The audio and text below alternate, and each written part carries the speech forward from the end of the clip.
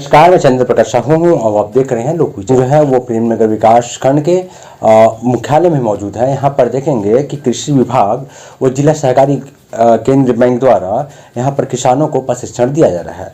प्रशिक्षण का उद्देश्य है किसान न्याय योजना के अंतर्गत धान के बदले अन्य फसलों के लिए प्रोत्साहित करने व ऋण उपलब्ध कराने एक दिवसीय शिविर।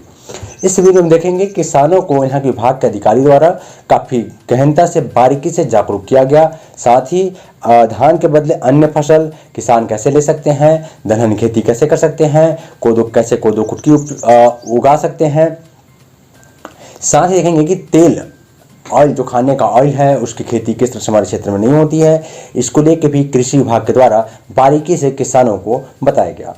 साथ केंद्रीय जिला सहकारी बैंक के प्रबंधक रमेश मिश्रा द्वारा किसानों को बारीकी से जागरूक किया गया। श्री मिश्रा जी द्वारा किसानों को ऋण मुफ्त ब्याज दर पे, निःशुल्क ब्याज दर पे ऋण कैसे उनको उपलब्ध किया जा सकता है, कैसे वो ऋण के लिए बैंक से आ सकते हैं, कैसे उनको अलग अलग चीज़ों को लेके बारीक से समझाया गया, जिसमें किसानों ने भी काफ़ी खुशी व्यक्त की और काफ़ी जागरूक भी हुए। सहकारी बैंक के प्रबंधक रमेश मिश्रा द्वारा 4-5 किसानों का किसान क्रेडिट कार्ड भी बनाया गया, जिससे वो अपने मन चाहे दिन के अनुसार वो लोन ऋण जो है निःशुल्क तौर पे ले सकते हैं।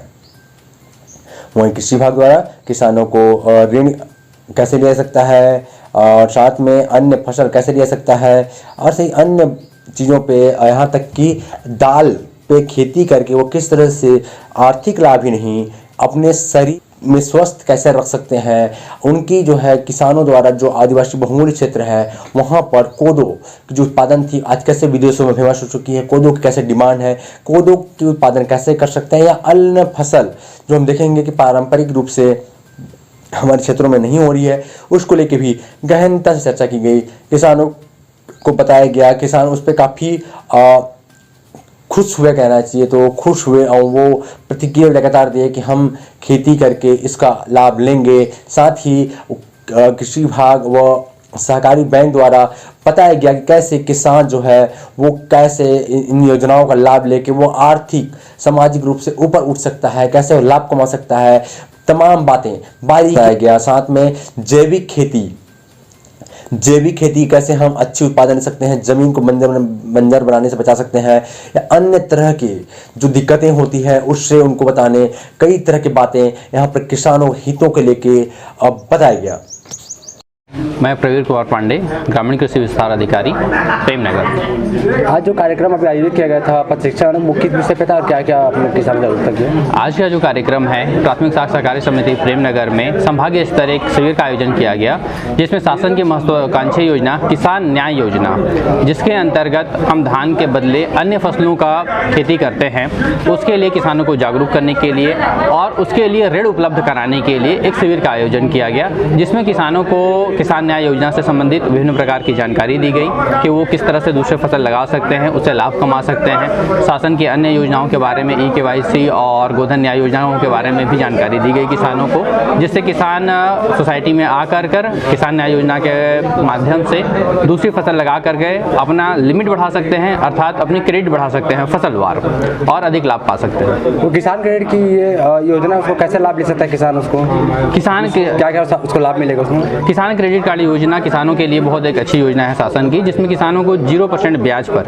अर्थात किसानों को जो ऋण उपलब्ध कराया जाता है फसल उत्पादन के लिए, उसमें किसी प्रकार का ब्याज नहीं लिया जाता है। इस योजना में किसानों को किसान क्रेडिट कार्ड बनवाना पड़ता है, मतलब किसान जिस क्षेत्र से हों उस क्षेत्र के प्राथमिक साख सहकारी समिति में उनको पंजीयन कराना होता है और कोऑपरेटिव बैंक जो होते हैं वहाँ पे उनको पंजीयन कराना होता है। इसके माध्यम से उनको पंजीकृत होने के बाद, सोसाइटी में पंजीकृत होने के बाद KCC बनता है, अर्थात किसान की फसलवार लिमिट क्षमता बनती है कि किसी फसल को लगाने के लिए उसको कितने पैसे की जरूरत है, शासन वो पैसा उनको उपलब्ध कराती है 0% ब्याज पे। उसका ब्याज का मतलब वो जब तक धान बेचा तब तक रहता है उसका मतलब लिमिट रहता है ना, कितने दिन उसको ब्याज का पैसा होता है? हाँ, ये जो 0% ब्याज पे दिया जाता है वो फसलवार होता है, फसल कंप्लीट होने तक के लिए वो ब्याज नहीं लिया जाता उसके लिए। और जैसे कि कोदो कुटकी वगैरह लेके आप लोगों ने क्या जागरूक किया, कैसे कोदो कुटकी एक बहुत महत्वपूर्ण फसल है जो आज के किसान धीरे धीरे हम क्षेत्र वाइज उसको भूलते चले जा रहे हैं, हैं, किसान नहीं लगा पा रहे हैं। कोदो कुटकी की मार्केट में बहुत ज़्यादा डिमांड हो रही है, चूँकि उनके स्वास्थ्य के बहुत सारे लाभदायक हैं। डायबिटीज़, शुगर वालों के लिए उनकी प्रायोरिटी बढ़ती जा रही है, मांग बढ़ रही है। इसलिए हमने किसानों को प्रोत्साहित किया कि वो कोदो कुटकी का भी फसल लगाएं, जिससे कि हम उसको